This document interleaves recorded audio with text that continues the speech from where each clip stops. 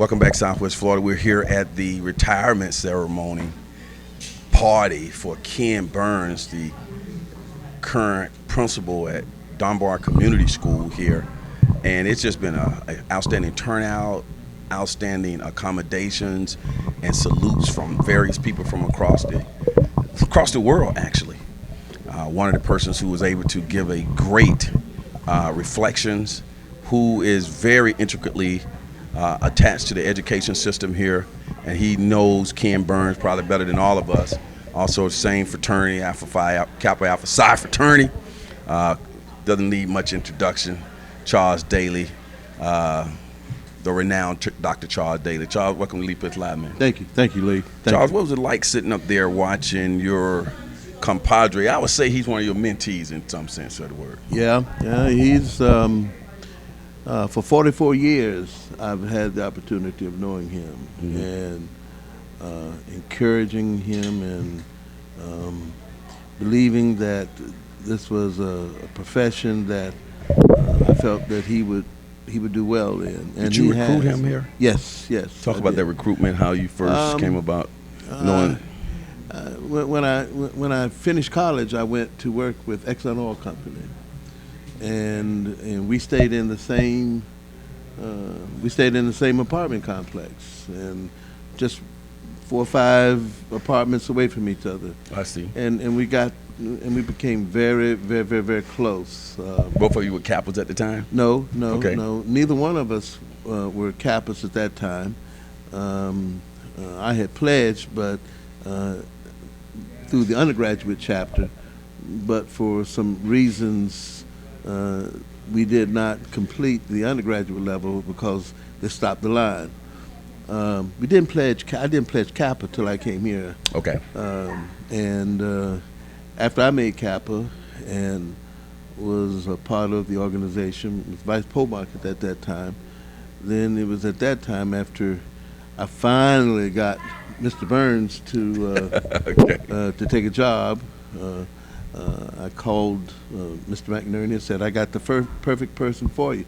This is when we were trying to recruit minorities within the school district. And not only through that, but was able to recommend to the city of Cape Coral that his wife, who later became the assistant city manager for the city of Cape, the first African-American woman to hold that position, finally got them both to move here, and encouraged him and told him he needed to go back and get his master's. I see.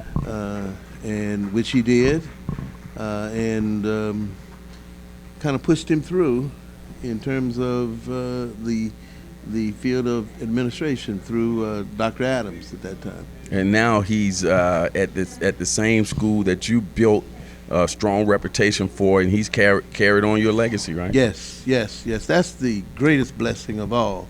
There was some period of time that was not taking place. And believe it or not, when I retired, I begged him then to come over and take the job then. Okay. But he did not want to leave Success Academy. It wasn't until a year later that he was given the opportunity to come and serve, and all he did was just pick up right where we left off and moved it to another level. That's the Dunbar Community School. Right. And now, when you retired, and now that we're sitting here watching this, you didn't do this yet. Are you still? Can we expect you to? That might happen down the road where get a chance to salute you. Yeah, I didn't do it because if you remember when I retired, I moved right into my first campaign for the Lee County School Board, and that just consumed. But I hope you do that though. Well. I appreciate you saying that. Okay. Appreciate you I'm doing that. it right here, man. I'm saluting you right here. Well, thank you. Okay. Now, when you saw all those, I know the same thing applies to you as well. When we see all these young people that were impacted by Ken Burns, who come back to salute him, what does that say about him? Job well done. My good and faithful servant. Job well done. And that is the epitome of who Ken Burns is. Mm-hmm. There is a very, very, very brief story that says a portrait, that on the portrait there is a hand that reaches up, and then there's a hand that reaches down, and they clasp each other. And right up under the portrait, Leah says, "I'm not too heavy." Mm-hmm. The responsibility of you, myself, others that we have these young people watching us is to reach down and pull them up and say, "I'm not too heavy." I got you, man. That's well said. The family man, Ken, both of you are part of the clergy as well, that friendship. Well, he's a part of the clergy. I'm the chairman of the trustee board. Okay. So don't put that on I me keep yet. thinking you're a preacher, I know man. You ain't do. every day you I speak, know. but your dad's the one that's a preacher in Jacksonville, right? My dad was a pastor in Jacksonville. My brother Everybody think he's pastors pastor, in right? San Antonio. My brother pastors in Atlanta. My uncle pastors. Believe it or not, but my grandfather was the founder of Central Baptist Theological Seminary in Indianapolis, Indiana. Wow. So it's But great I'm sure heritage. people say that to you all the time, right? Yeah, they do. I do. I'm accustomed to it. Yeah. We had a cross section of people out there, all races, just whites, Hispanics, blacks, just a cross section. How does a man touch so many different people in the course of his life? There's no such thing, or there should not be any such thing as color in educate. Mm-hmm. It is multicultural. Mm-hmm. There's no divisiveness, but it is unique in its selection of serving, and that means all. So when you say all means all. Across this United States, across these communities, and that's who we have touched, all. Mm-hmm. Tell me one story before I let you go that something that we may not know about Ken that people would be surprised to know. Something maybe you guys did some stuff with some youths that nobody knew about, mentoring, just something. That story. When before I finished college, I was a summer missionary for Southern Baptist of America, and one of my assignments was in New Orleans at the Carver Baptist Center. That's where I met my wife.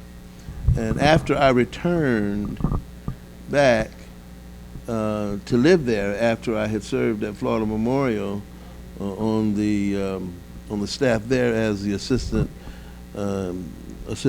head basketball coach and director of alumni and church relations. It was at that time. Were you supposed to be in that? No. Okay. It was at that time that Go ahead, man. Let's wrap it up. Let me go ahead and see this New Orleans. yeah, man. that's Go ahead. Be on TV. that was a culture shock. They out there doing that thing they do in New Orleans and down Bourbon Street and stuff with these umbrellas and things. We gotta get out there and see that. Charles, sum it up. But it was at that time that Mr. Burns used to go back into the neighborhood. Okay. Where I was a summer missionary and worked with young people along with me. So y'all go way back. We 44 years, Lee. Man. 44 years. Wow. Okay. 44 years. Let's come on back here. We're gonna go back in there. Let's go. So me and Charles, we gotta go. You guys gotta see it. They're second in line. Hey, keep the camera running. Just pick that up, Zion, and follow us in here so people can see what we're looking at.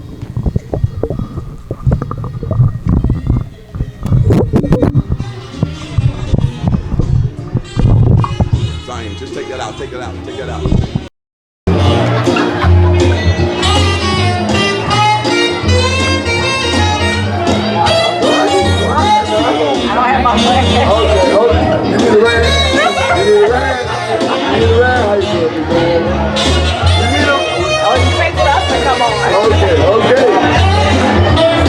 In case y'all didn't know, Ken is from New Orleans, And they're doing the New Orleans thing in here. Bringing a little Louisiana here. This is wonderful. Go on out there, man. Good footage.